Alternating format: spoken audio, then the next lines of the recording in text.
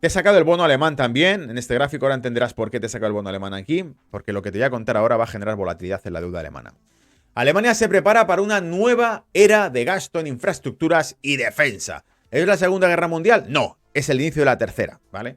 Los partidarios que esperan formar el próximo gobierno alemán acordaron crear un fondo de infraestructuras de 500.000 millones de euros y reformar las reglas de endeudamiento. Es decir, toda la disciplina que caracterizaba a la escuela austriaca, toda la disciplina de fiscal de Alemania, que imponía, era la que dictaba las reglas de disciplina fiscal y de impuestos en Europa, ¿no? Es que los griegos no saben gastarse el dinero y además no tienen disciplina fiscal. Los alemanes sabemos gestionar el dinero de forma correcta porque somos disciplinados. Bueno, van a tirar por el retrete, van a tirar por el sumidero las reglas de disciplina fiscal. ¿Por qué lo requiere la democracia y la guerra, ¿vale? Esta sería una gran transformación del freno de la deuda impuesto después de la crisis financiera de 2008, permitiendo más gasto en defensa y revitalizar el crecimiento económico. Amigos, este discurso no es nuevo, queridos peligreses. Ayer os dije la frase, la guerra crea y destruye al mismo tiempo. Es una frase atribuida a Keynes que básicamente describiría cómo la guerra es un proceso natural de los ciclos económicos. Y esto ya se ha repetido en el pasado. Que nos digan que hay problemas de una economía en Europa y un proyecto europeo que desaparece y se desvanece, solo puede ser resucitado con un gran shock en toda Europa. Y ese gran shock es una guerra. La guerra nos recordará el motivo por el que tiene que estar unida la Unión Europea, es decir, sin mí no sois nada, sin mí os va a invadir Rusia, y tenéis que unificaros todos. Y si no te lo crees, pues vamos a hacer que algún país vuele para que te des cuenta que la amenaza es real. Lo segundo es que si no tira la economía, porque el sector privado no cree en nuestro liderazgo, no cree en nosotros, porque, como hemos dicho, el sector industrial automovilístico alemán considera, y esto es cierto, ha habido ya una reunión de los principales líderes de la industria automovilística europea para pedir a la Comisión Europea que reconsidere sus políticas climáticas y demás que están hundiendo a la industria.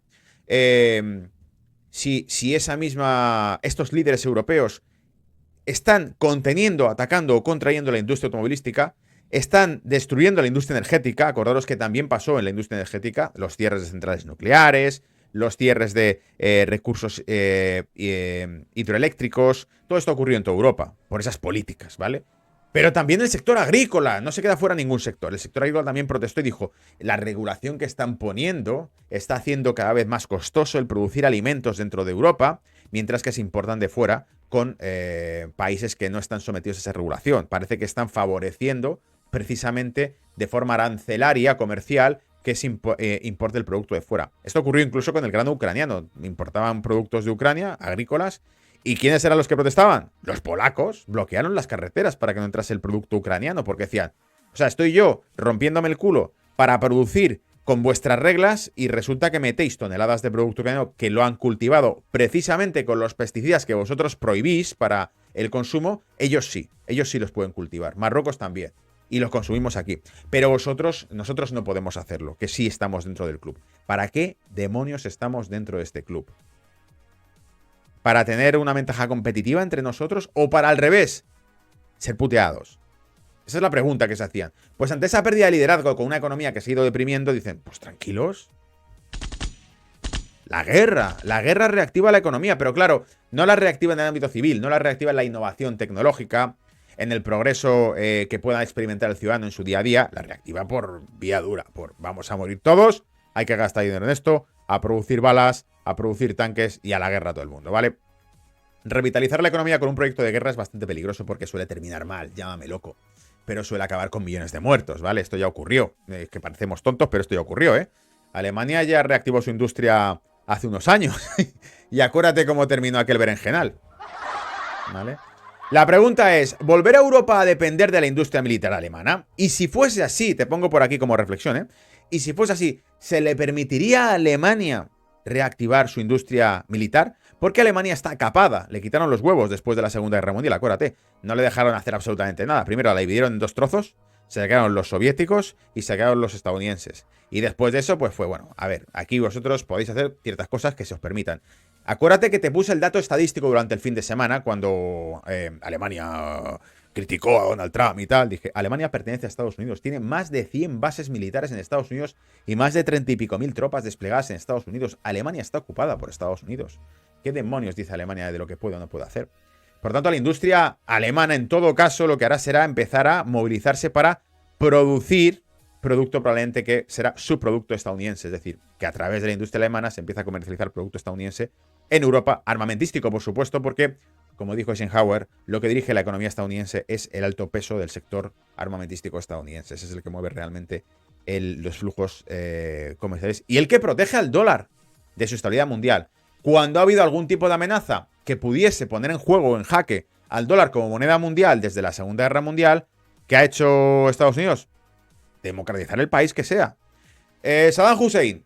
Bueno, en 2002 vamos a empezar a cotizar el petróleo aquí en euros.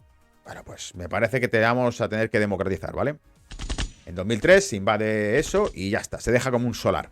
Una vez que se entra, se vuelve a restablecer todo el sistema de cotización. Se pone un banco central ahí para controlar un poco la finanza del petróleo y ya está, listo, ¿vale? Se acabó la amenaza. Suprimida. Por eso es importante los ejércitos, ¿vale? Para mantener el status quo financiero.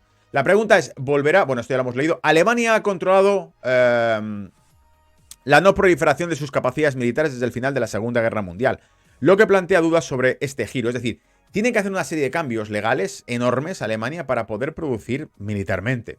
Porque si no, a Alemania le tienen prohibido producir tanques porque luego se lía, ¿vale? Cuando Alemania se pone a producir balas y tanques, al final se acaba comiendo al resto del mundo. Alemania, la última vez que se puso en serio con lo de producir tanques, cañones, balas, botas, acabó, bueno, atento que le declaró la guerra a Francia, le declaró la guerra a Inglaterra y Alemania dijo, ¿queréis ir a la guerra contra mí? Bueno, pues vamos a la guerra, venga, vamos a por todo. Y acabó en París, ¿vale? El señor del bigote acabó en París haciéndose fotos debajo de la Torre Eiffel 2 semanas después. Entonces, es la guerra total, el discurso que dio el señor Goebbels, ¿no? ¿Te acuerdas? Que dijo, nos han declarado la guerra, nos han dicho esto, esto y esto, esto y esto, esto. Bueno, pues la respuesta que va a dar Alemania es guerra total. Es decir, si quieren ir a la guerra, vamos a la guerra. Y la ganaron, ¿vale? Ocuparon toda Europa. Entonces, cuidadito con volver a plantear que igual la economía europea se resuelve por la vía militar, ¿vale?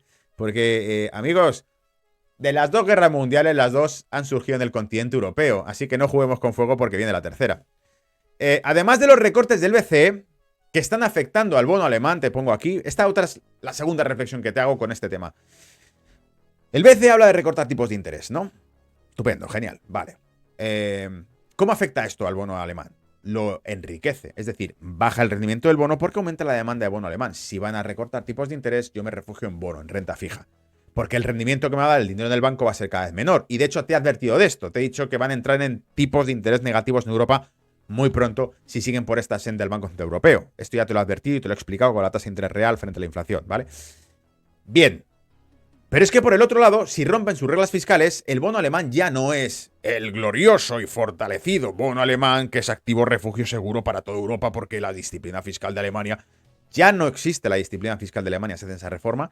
Y si la hacen entonces, el bono alemán ya no es el bono alemán que consideramos tradicional y conservador, sino que es otra cosa. Y por lo tanto, la demanda por naturaleza del bono alemán se va a ver repercutida negativamente. Es decir, la prima de riesgo del bono va a caer con el recorte de tipos, pero subir con la indisciplina fiscal que aplique Alemania. Si ya no son estrictos con la gestión de su dinero, el bono alemán se va a vender. Si el Banco Central Europeo recorta tipos de interés, el bono alemán se va a comprar. Vamos a ver volatilidad en el bono alemán. Y por eso tienes el gráfico que demuestra lo que te estoy diciendo. Una caída del rendimiento del bono a medida que se recortan los tipos de interés en Europa porque refleja el aumento de interés por el bono alemán. Acuérdate que esto va a la inversa, ¿eh? Si ves el gráfico cayendo es que aumenta la demanda de bono. Y una subida del rendimiento de la prima del bono a medida que se empieza a discutir sobre romper las reglas fiscales y que se aumente el endeudamiento de Alemania. Compro bono alemán porque es una economía disciplinada con bajo endeudamiento. Si me dicen que se van a poner como Italia, como España o como Francia, a lo mejor ya no compro bono alemán. O desde luego compro menos bono alemán. ¿Verdad? Bueno, pues amigos, con esto nos queda lo último, el pastel, ¿vale? El postre de esta misa de hoy, que es ¿por qué la élite europea había saltado rápido a